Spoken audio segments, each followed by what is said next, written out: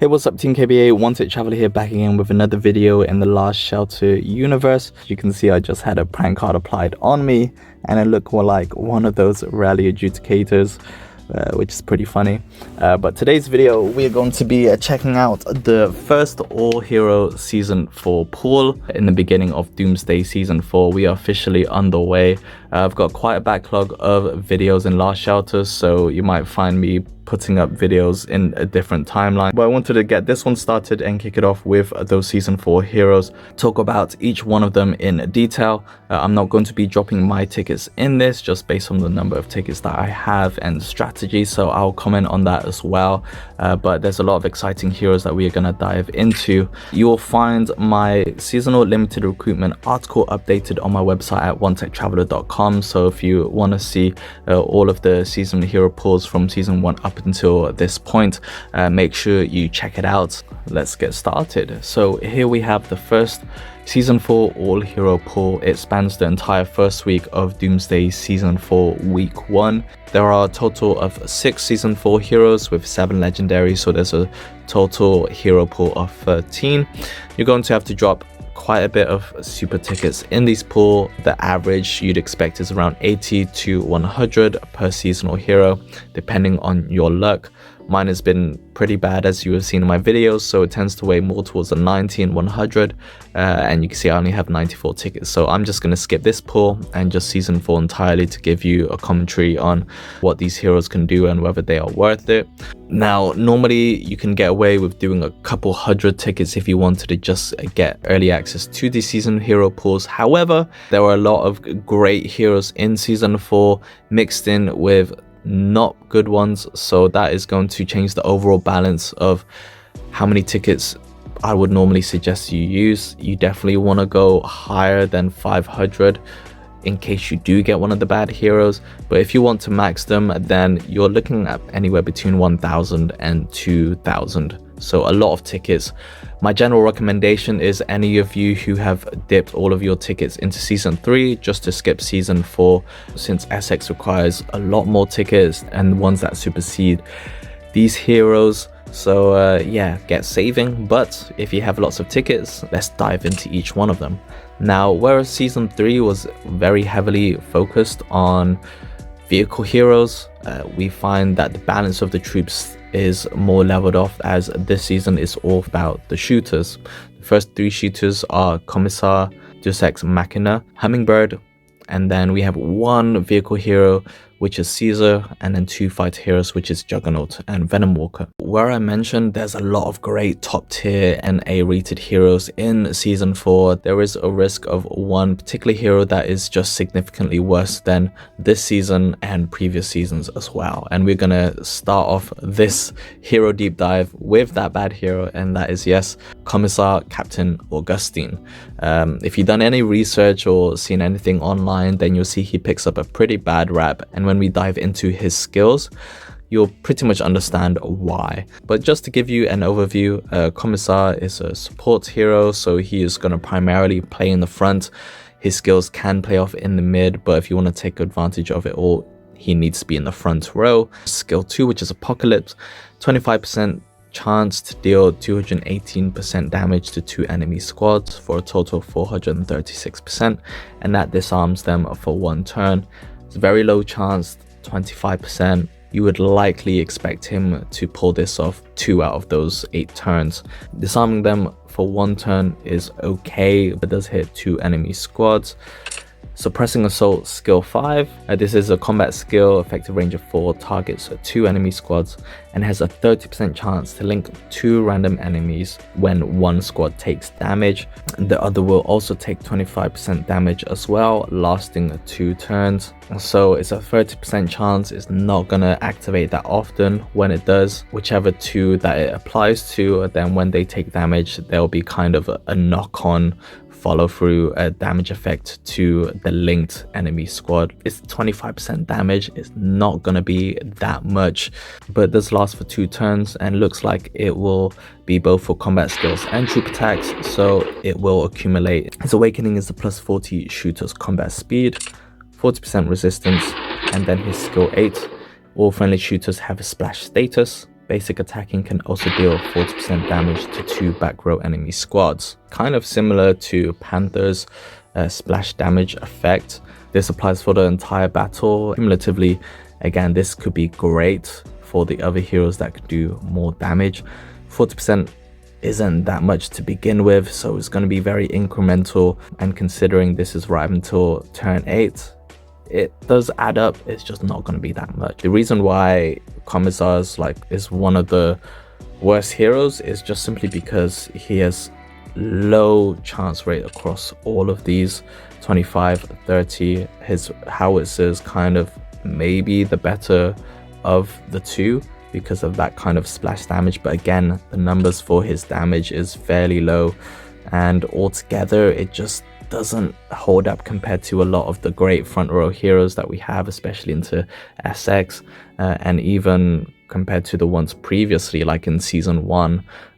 He's just not going to be an effective front row hero. You'll kind of just notice how significantly different he is from all the other season 4 heroes, and even just the next one, which is a top tier shooter hero, and that is Deus Ex Machina. He's actually also a front row hero that you would want, and the difference that he makes is just significantly more. So yeah, Commissar's placement and positioning and purpose is kind of very confusing. But if we look at Deus Ex, he is a defensive hero, so he's gonna prop up and protect the mid and the back row and soak up a lot of that damage. We can see that with skill 2 burnt bridges, hero squad damage taken is minus 30%, applies for the entire battle from turn 1 up until the end, and is just a straight up damage reduction. Heaven's Rage skill 5, when 2 random enemy squads within range cast combat skills or basic attacks, their damage is minus 5%. This effect is stackable up to 8 times, so you can get a maximum damage reduction of 40%.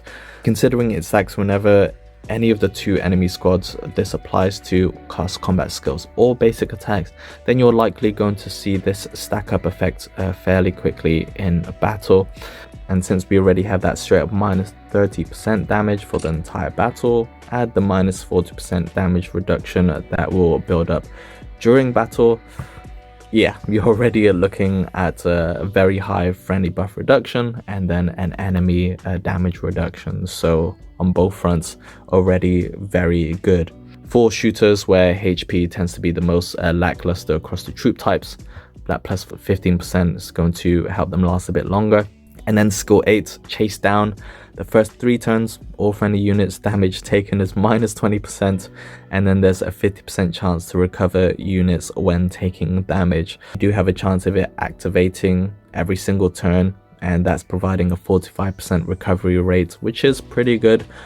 Not the highest, but also is still meaningful, and especially if you are up against high damage dealing APCs, then that 45% rate is really going to come into play, nullifying those that does front load attacks towards the beginning of battle. So Deus Ex Machina is one of the top tier in season 4, and when you compare him to Commissar, yeah, there's no comparison there.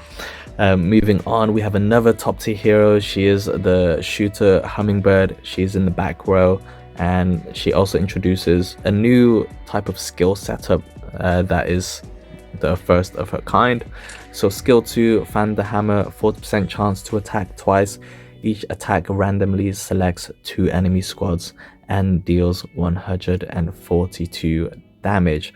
So 40% chance is pretty good out of the 8-turn battle. You can expect that to hit roughly 3 or 4 times in a battle.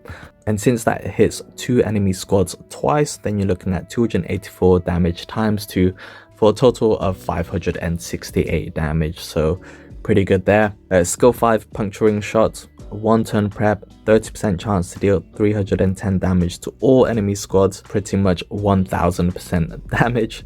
And because of that 1 turn prep and 30% chance, at max you could see that hitting 4 turns and lower because it's a 30% chance.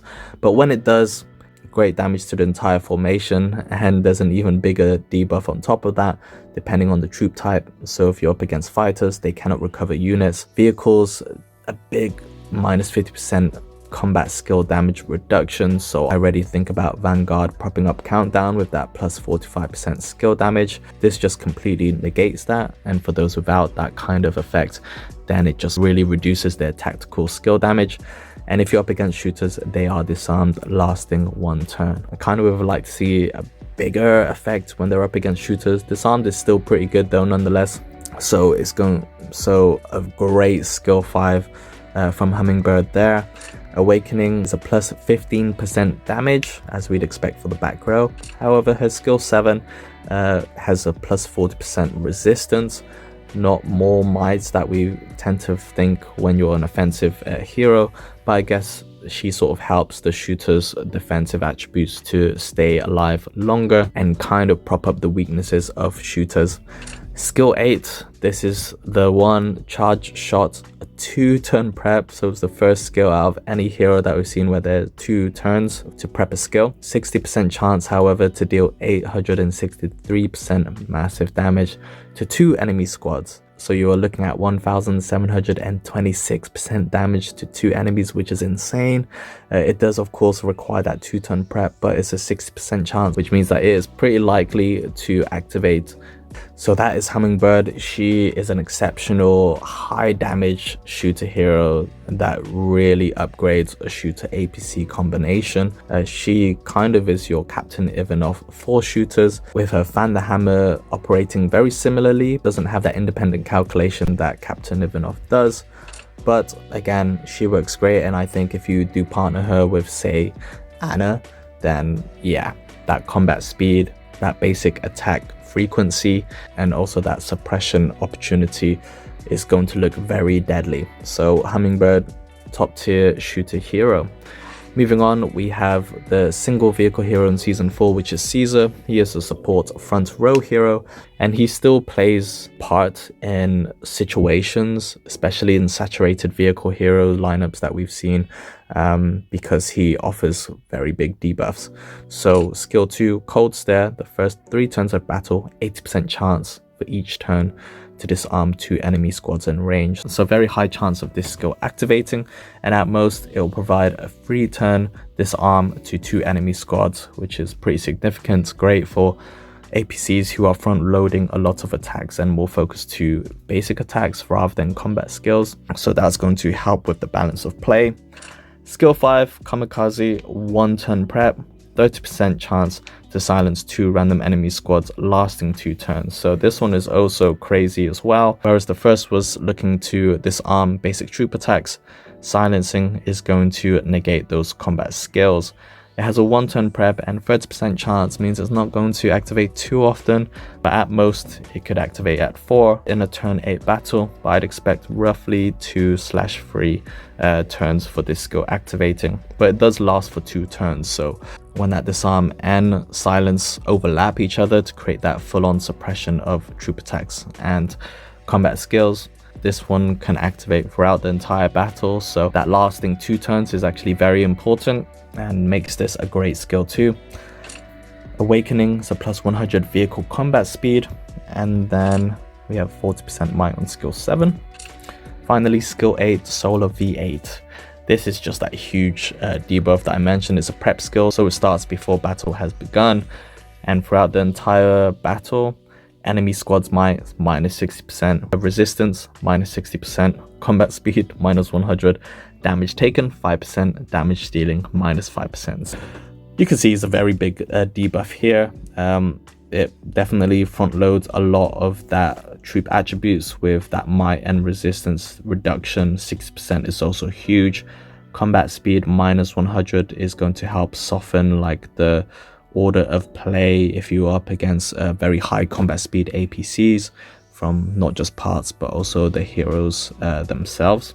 Damage taken and damage dealing minus 5% is not that much, but again, it all adds up, since that will reduce any troop attack and combat skill damages applicable, and that's going to be across the entire enemy formation. So an excellent debuff skill, and is what makes Caesar different from any other vehicle heroes so far, especially front row heroes, and that certainly makes him an A-rated hero. Next up, we have the front row hero for fighters, Juggernaut, a defensive hero. and he looks pretty swag actually. Haven't really commented on these heroes. The designs look great. I think Commissar looks really cool too. Just a shame that his skill set really lets him down. Deus Ex Machina with his sort of military, like agile design. Hummingbird, she kind of looks like she was made for those like forest infiltration missions. Sniper, mixing the pilot with her goggles and microphone, but yeah, she looks pretty dope. Caesar is just a menacing looking beast. Definitely that tankiness type of front row hero that you want. And then Juggernaut, he is the same, just that tankiness. Crazy armor he's got on. Looks like he can take some hits. So let's look at Juggernaut. So come get some. 40% chance to deal 179% damage to 2 random enemy squads for a total of 358% damage, making their might minus 38%. The might reduction is pretty good, and the chance is also quite good too. Damage is average, but altogether adds up to a good opening skill, and that lasts for 2 turns as well. Skill 5, Shield Bash. Hero squad have 100% chance to counterattack when basic attacked, dealing 120% damage to the attacking source. So this skill's very good. It's a guaranteed counterattack outside of the attacking cycle, which means incrementally he's not going to be doing that much damage. The 128% I believe is similar to Viscounts, and considering fighters have low attack damage, it's not going to do too much, but this is guaranteed for the maximum of 8 turns in a battle. Awakening is plus 15% HP as a defensive hero. Skill 7 is 40% resistance, just really buffing up the front row to protect in a mixed or fighter APC. And then skill 8, One Man Legion, is a prep skill that's going to occur before battle happens. And when it does, the first 2 turns, all friendly squads take minus 30% damage. So pretty good damage reduction there. And that's across the entire friendly formation, so helps a lot. And then after turn 3, this hero squad will recover units equal to 30% of the damage they deal. So it's easy to see that he was built for the front row, that tankiness of his plus 15% HP awaken, but also that recovery of the 30% damage that they deal. So it means that they're not going to deal that much, and recovery is not going to be as high as other healing heroes that we'll see in the next one, and also Tech Priestess. But since healing is in the meta, being able to recover troops is still going to be vitally important. So he is a great addition for fighter APCs. And then finally, we have the final Season 4 hero. He is Venom Walker. Again, he's looking menacing, a nice mix of bio, mech, and just that sort of wasteland look to him. Pretty cool. Not sure what he's carrying there. Either it's a bazooka or something with some blades on his hands. They don't look like hands though, look more like claws, so maybe he is a mutated hybrid. A lot of the time it just says, yep, Intel redacted. Pretty lazy of the devs, just add some backstory to him. He is a back row hero for fighters. His skill 2 is already pretty decent. Inflict all enemy squads with cursed, burning, and poison, dealing 24, 29, and 34% damage respectively over a total of 3 turns, specifically the beginning, turn 3, and then midway in turn 5. Each effect lasts until the end of battle. So once I've kind of seen him in action, then I'll be able to comment a little bit more in depth about this skill, and in the Season 4 Heroes guide that I will be putting out shortly. So that provides a total of 87% damage over those 3 turns. Again, individually very low, but accumulated over the 3 turns is pretty good. And that is a prep skill, so that's outside of the attacking cycle, which is great, and it means it cannot be negated also. Bitter Medicine, also a prep skill. On the beginning of turn 5, 2 random friendly squads will recover units each turn at 84% recovery rate. So this is an excellent healing skill. It's more weighted towards the mid end of a battle, so can complement heroes that heal towards the beginning or just ones that heal consistently throughout the entire battle, like Tech Priestess. Awakenings is plus 15% HP for that overall tankiness of fighters, plus 40% resistance, and then skill 8 Deadly Smog, 100% chance to deal 243% damage to an enemy squad within range, interrupting channeling skills. This is guaranteed for every turn, which is great, and it deals pretty good damage at just under 250%. The important part here is that interrupting channeling skills, and by my own interpretation, I believe that means disrupting any skills that have that turn prep. Especially as we saw with Hummingbird, that 2-turn prep and devastating attack. If at any chance throughout the 8 turns he ends up targeting her, then it means that it actually just disrupts her whole channeling process and will have to begin that 2-turn prep again. The same for any heroes that need a 1-turn prep. An excellent counter skill that does good cumulative damage throughout. A Venom Walker, a very highly rated hero. Overall, you've got a great bunch of Season 4 heroes here. For me, my preference would be Deus Ex Machina, Hummingbird, and Venom Walker, the S and A rated, and then you have Caesar and Juggernaut, so all excellent. Bar Commissar, I would say, is probably one of the worst season heroes that you can get in, even below some of the legendaries too. I just don't think he adds more value than some other heroes, which means if you are going to dip into this, you just want to have a buff of extra tickets in case you end up getting him. But the rest of them are excellent. If you plan to get some of these, then definitely stay tuned for my smaller pool hero videos where we will look at the roster, whether you should drop your tickets on them.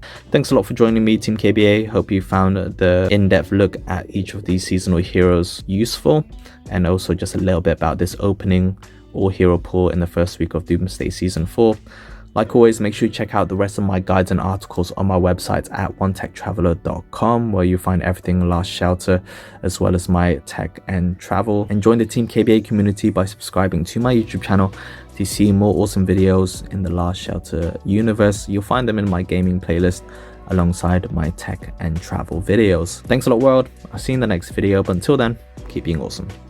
Peace.